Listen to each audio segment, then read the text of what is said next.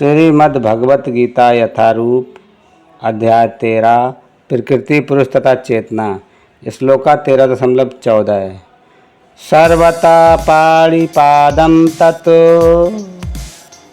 सर्वतोक्षि शिरोमुखं सर्वता श्रुतिमुलोके सर्वम् आवृत्य तिष्ठति। भावार्थ, उनके हाथ, पाँव, आँखें, सिर तथा मुँह तथा उनके कान सर्वत्र हैं। इस प्रकार परमात्मा सभी वस्तुओं में व्याप्त होकर अवस्थित है। तात्पर्य, जिस प्रकार सूर्य अपनी अनंत रश्मियों को विकीर्ण करके स्थित है, उसी प्रकार परमात्मा या भगवान भी हैं।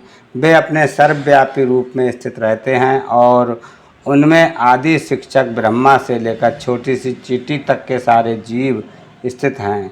उनके अनंत सिर, हाथ, पांव तथा नेत्र हैं और अनंत जीव हैं।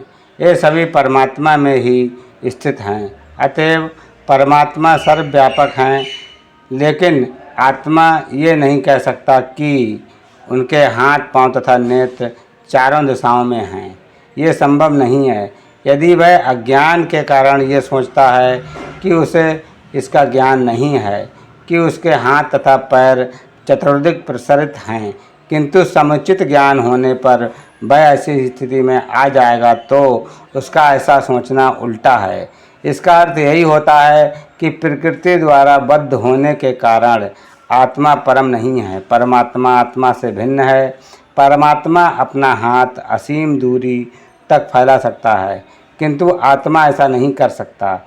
भगवत गीता में भगवान कहते हैं कि यदि कोई उन्हें पत्र, पुष्प तथा जल अर्पित करता है तो वे उसे स्वीकार करते हैं।